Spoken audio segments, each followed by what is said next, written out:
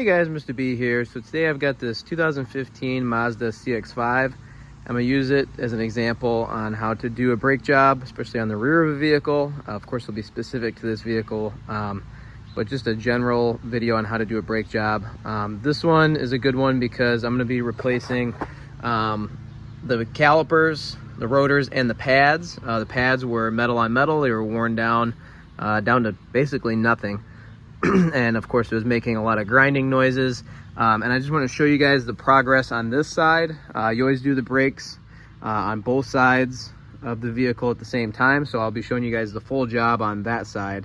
But the reason why I started filming this is because this is a really good example of what could happen. I have my rear caliper tool in place here to compress the caliper. You can't just use a normal C-clamp on these because the park brake cable is integrated into the caliper, so the piston doesn't just push straight out, it actually twists as it goes out and back in. So turn the screw, it's supposed to push and twist that caliper piston in at the same time.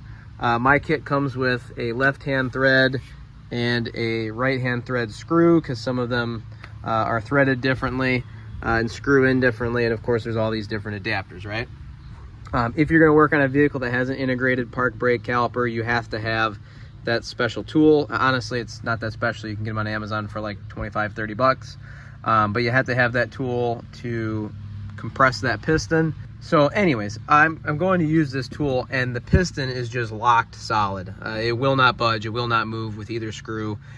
So it's time to go ahead and replace the calipers on both sides. I'm going to do the other side because I know that it's the same age as this one. They're both original calipers, so it's time to go ahead and replace both. So I'll show you guys this side. Of course, this side hasn't been taken apart yet, but you can see that the pad has been metal on metal with this rotor. It's definitely been making a lot of grinding noises. So I've got new rotors, new pads, and of course new calipers because the other one's locked up.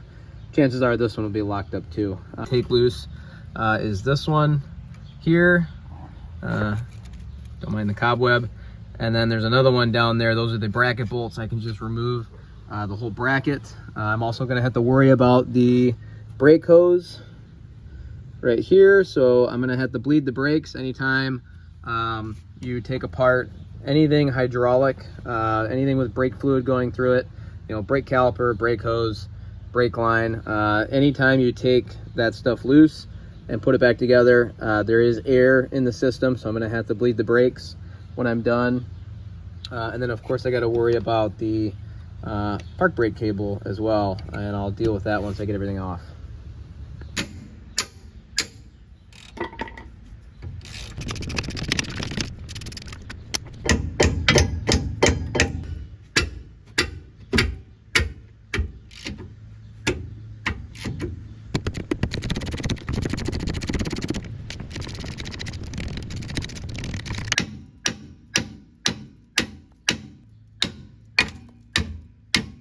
I'm also going to go ahead and hit the brake rotor off while I'm here.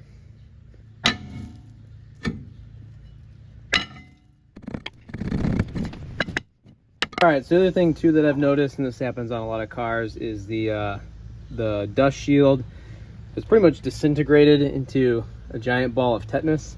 So I'm just going to rip that off. Totally okay.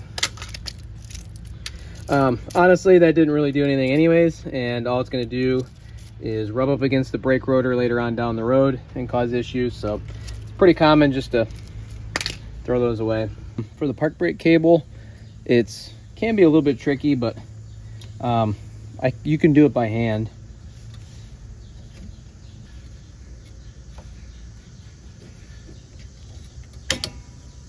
There's these metal tabs here that hold the cable into the bracket on this caliper. So I'm gonna have to get some pliers and maybe a pick of some sort and wiggle the cable around while also pinching in on these tabs.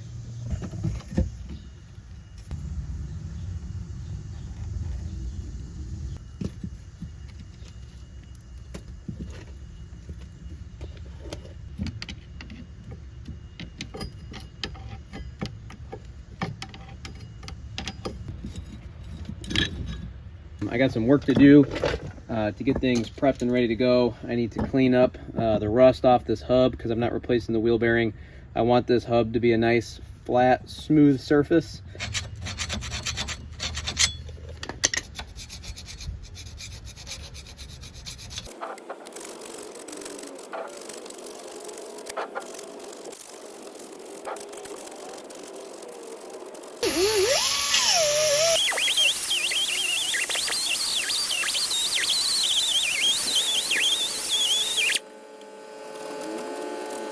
Another thing that people often overlook is these chunks right here. Okay, so you can tap it with a screwdriver or a chisel or a hammer or something. I like to use my file to knock those off and then go back around with my angle grinder and clean it all up again. Next thing I'm gonna do is I'm gonna add some anti-seize to this hub here, so that way the next time this brake rotor has to come off, hopefully there's not as much corrosion. For the brake rotor, you want to make sure you clean the oil off of it when you get it out of the box. I already cleaned this off with some brake cleaner. You could also use some soapy water if needed.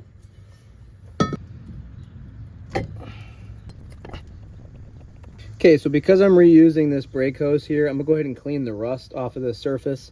When this goes back on, I really want to make sure that this is a nice, clean, smooth surface on both sides, so that way the sealing washers seal properly.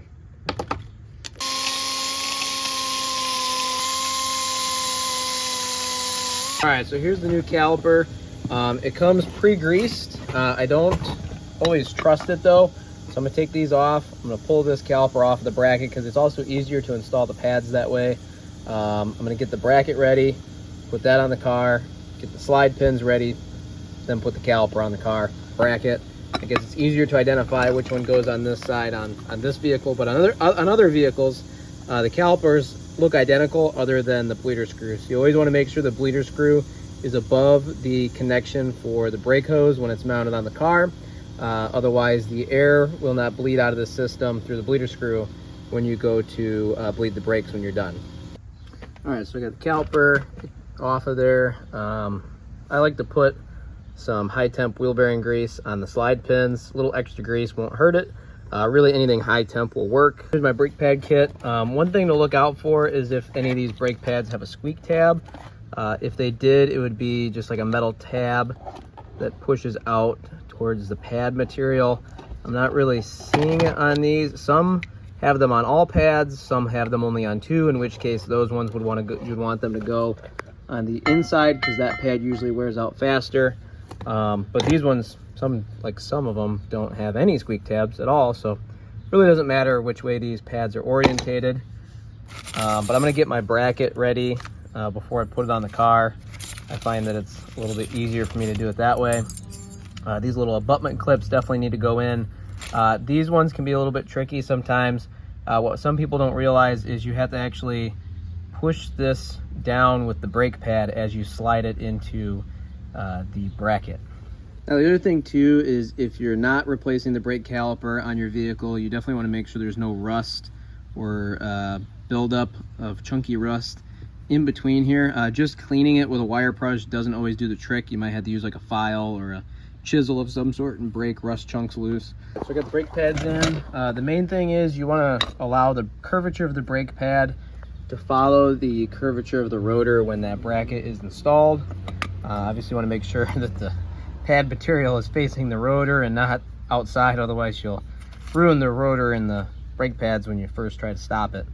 And you should be able to freely move these pads back and forth with your fingers. If they don't move freely back and forth with your fingers like this, where you can just slide them right with your fingers. Okay, I should be able to slide them like that.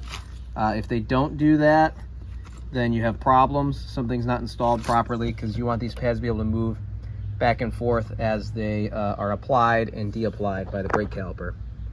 So I'm really going to throw some weight into these and make sure they're nice and tight.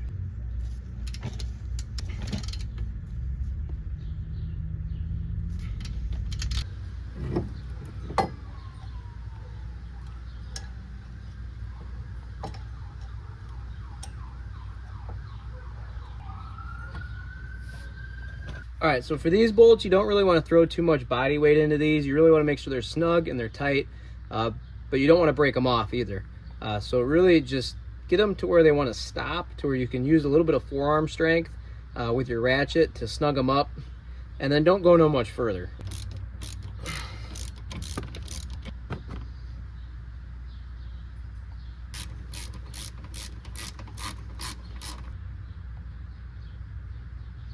So another thing I'm going to do too is I'm going to actually bend out these tabs here for the park brake cable, because I don't want it to come out going down the road. So I'm just going to bend those out a little bit. So I'm going to go ahead and install the brake hose. You want to make sure that these copper sealing washers are on both sides of the banjo bolt.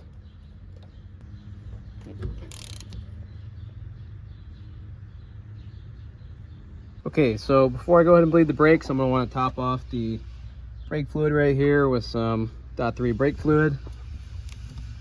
Just going to fill it up to the max line.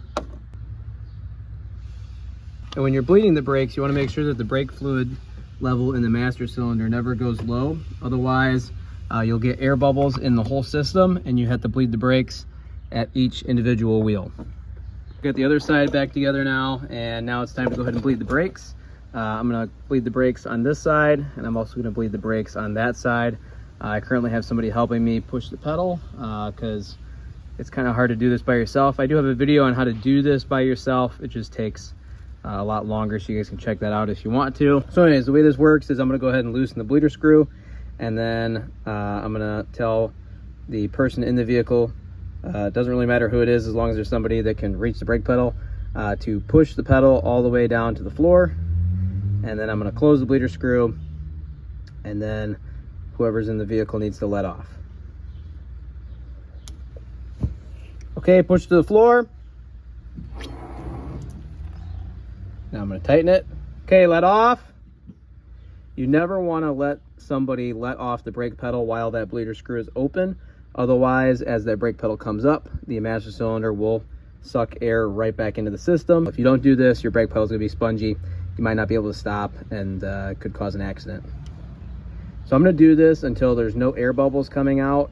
That was a nice, good, steady stream, but there might still be a few air bubbles. So I'm going to do this, quite a few times until I'm confident that there is no air bubbles. So one of the final steps here is to pump the pedal, pump the brakes, really get the caliper pistons pushing out up against the brake pads, and applying the parking brake and de-applying the parking brake to get everything set. If you don't do this step on really any vehicle, whether you're replacing the caliper or not, what will happen is you will potentially cause issues to where when you finally put the wheels back on it and go to drive it out of your parking stall or garage or shop or whatever it may be, you'll have no brakes because the caliper piston won't be out against the pads yet. So definitely don't want that to happen. Make sure you pump up the brakes when everything's back together and all the air is bled out of the system, just to make sure everything works. I'm going to go around and just make sure that when the brakes are applied, the rotor stops, and that when the brakes are let off, the rotor spins. I'm also going to go around and wipe off and then double check the connections that I've put together to make sure there's no brake fluid leaking off of there. And of course, before you're done, make sure to top off the brake fluid to the maximum line.